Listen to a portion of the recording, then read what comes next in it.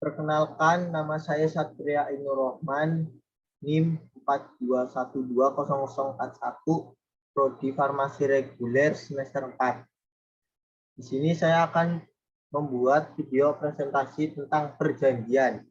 Gunanya untuk memenuhi tugas mata kuliah etika perundang-undangan. Pengertian perjanjian. 1. Dalam Kamus Besar Bahasa Indonesia, perjanjian adalah persetujuan tertulis atau dengan lisan yang dibuat oleh dua pihak atau lebih. Masing-masing bersepakat akan mentaati apa yang tersebut dalam persetujuan itu.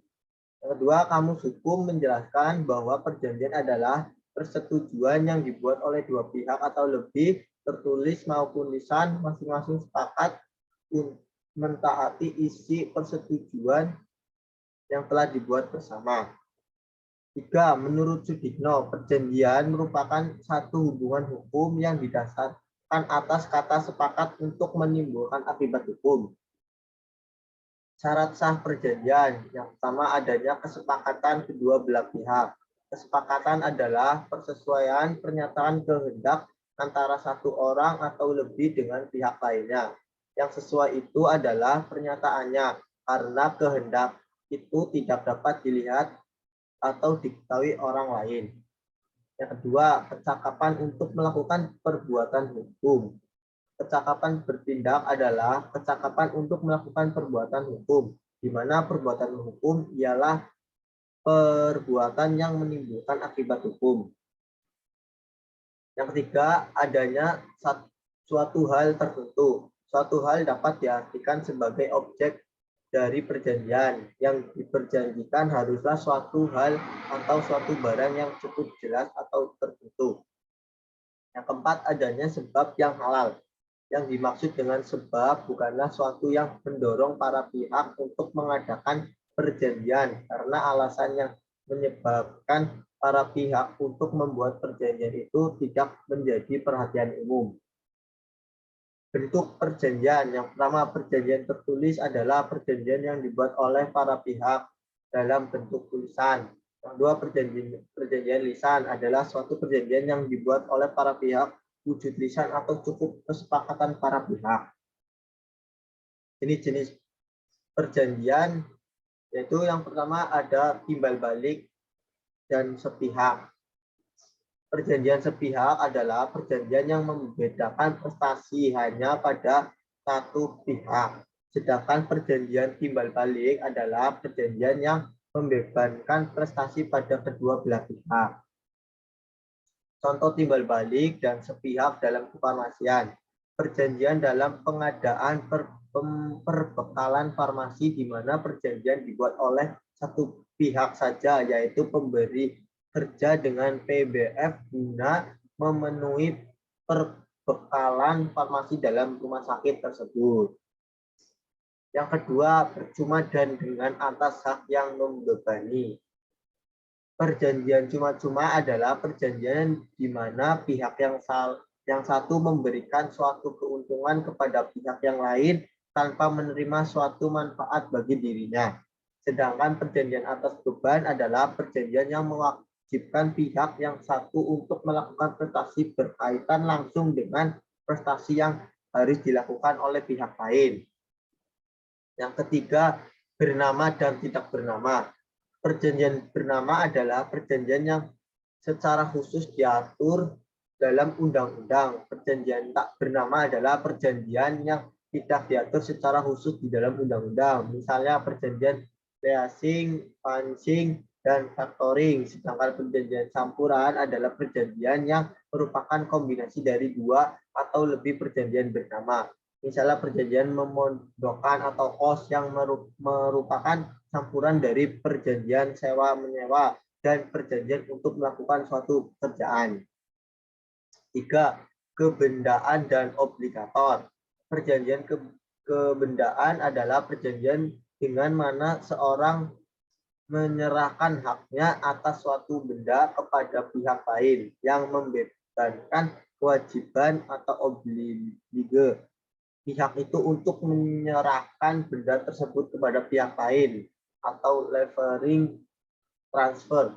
Perjanjian obligator adalah perjanjian yang menimbulkan perikatan, artinya sejak terjadinya perjanjian timbullah hak dan kewajiban pihak-pihak.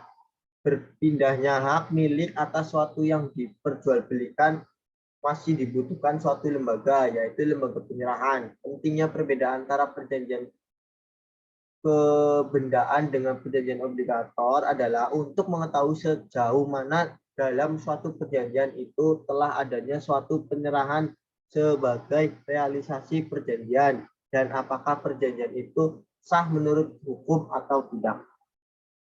Contoh kebedaan dan obligator dalam kefarmasian. Yang satu, perjanjian dalam perubahan pemilik apoteker, dua, perubahan nama apoteker, dan ketiga, surat izin apoteker baru. Kelima, konsensual dan real. Perjanjian konsensual adalah perjanjian yang mengikat sejak adanya kesepakatan dari kedua belah pihak. Sedangkan perjanjian real adalah perjanjian yang tidak hanya mensyaratkan kesepakatan, namun juga mensyaratkan penyerahan objek perjanjian atau bendanya. Contoh konsensual dan real dalam kefarmasian, yaitu dalam pengadaan kefarmasian dengan metode konsinyasi, yaitu perjanjian penetapan barang perdagangan dengan pembayaran kemudian. Unsur-unsur perjanjian. Yang pertama, adanya kaidah hukum. Kaidah hukum perjanjian dapat terbagi menjadi dua macam, yakni tertulis dan tidak tertulis.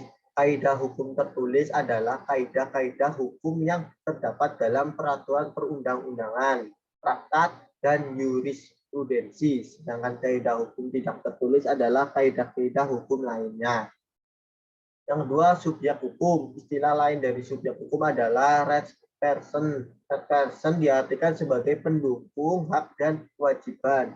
Dalam hal ini, yang menjadi subjek hukum dalam hukum kontrak adalah kreditur dan debitur. Kreditur adalah orang yang berpiutang, sedangkan debitur adalah orang yang berutang. Tiga, adanya prestasi. Prestasi adalah apa yang menjadi hak kreditur dan kewajiban debitur. Suatu prestasi umumnya terdiri dari beberapa hal sebagai berikut. Satu, memberikan sesuatu. Dua, berbuat sesuatu. Dan ketiga, tidak berbuat sesuatu.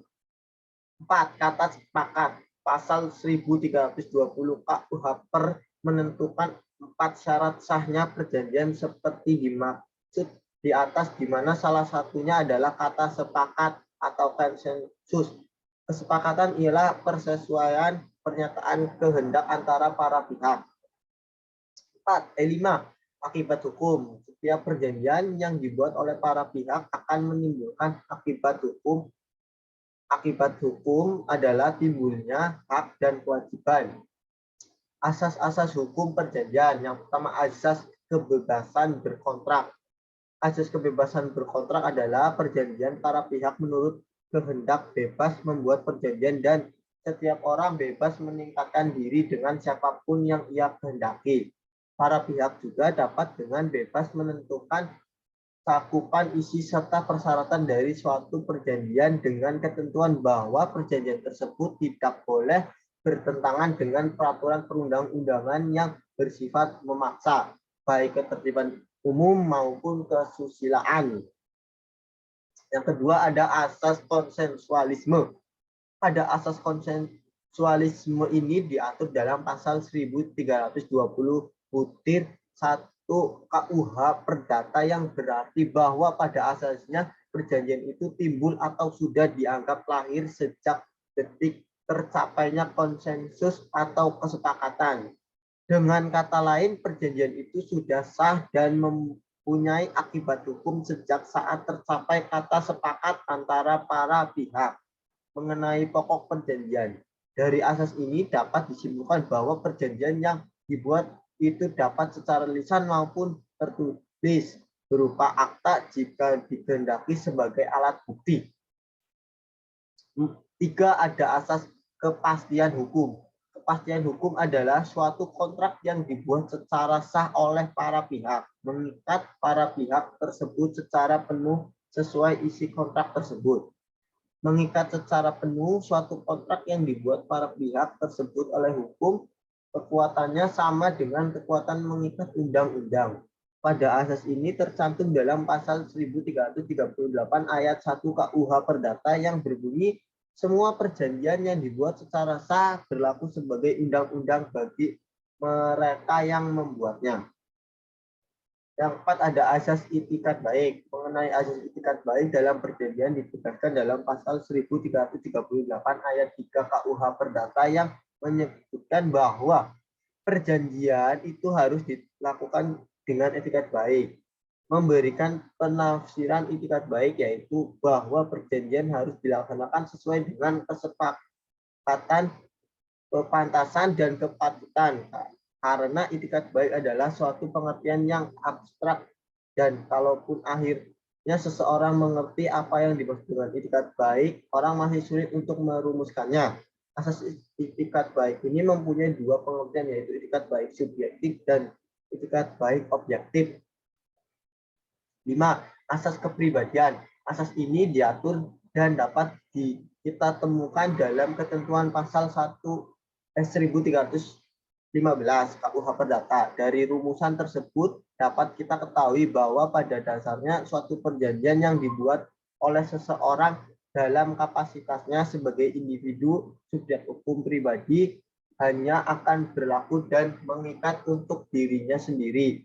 Secara spesifik, ketentuan pasal 1315 KUH Perdata menunjukkan pada kewenangan bertindak sebagai individu pribadi sebagai subjek hukum pribadi yang mandiri yang memiliki kewenangan bertindak untuk dan atas nama diri sendiri. Syarat-syarat sah perjanjian. 1. Sepakat. Akhir suatu perjanjian itu lahir karena adanya kesepakatan para pihak yang mengadakan perjanjian. Kesepakatan adalah persesuaian pernyataan kehendak antara satu orang atau lebih dengan pihak lainnya. Apa yang diinginkan pihak satu, kemudian yang kedua juga harus sama yang diinginkan pihak yang satu. Atau mereka menghendaki suatu yang sama secara timbal balik sehingga kata sepakat merupakan suatu yang sangat diperlukan dalam perjanjian. 2. Cekap. Kecakapan bertindak adalah kecakapan atau kemampuan untuk melakukan perbuatan hukum. Perbuatan hukum adalah perbuatan yang menimbulkan perbuatan hukum. Orang-orang yang akan mengadakan perjanjian haruslah orang-orang yang cakap dan mempunyai wewenang untuk melakukan perbuatan hukum sebagaimana yang ditentukan undang-undang. 3. Suatu hal tertentu bahwa yang menjadi objek dari perjanjian adalah prestasi. Prestasi adalah apa yang menjadi kewajiban debitur dan apa yang menjadikan hak kreditur. Prestasi bisa berwujud kewajiban untuk menyerahkan sesuatu, melakukan sesuatu, atau tidak melakukan sesuatu. Prestasi itu harus bertentu atau kurang-kurangnya dapat ditentukan jenisnya. Yang diperjanjikan harus cukup jelas. 4. Sebab yang halal. Sah atau tidaknya kausa dari suatu perjanjian ditemukan saat perjanjian itu dibuat. Konsekuensi hukum atas perjanjian tanpa kausa atau sebab yang halal adalah perjanjian tersebut batal demi hukum. Void atau null, kecuali ditentukan lain oleh undang-undang. Adanya kausa atau sebab yang halal merupakan salah satu yang menjadi tujuan para pihak. Suatu sebab dikatakan halal sebagaimana diatur dalam pasal 1337 KUH Perdata, yakni perjanjian tersebut 1. Tidak bertentangan dengan undang-undang, 2. Tidak bertentangan dengan ketertiban umum, 3. Tidak bertentangan dengan kesusilaan. Sekian, terima kasih video presentasi dari saya. Wassalamualaikum warahmatullahi wabarakatuh.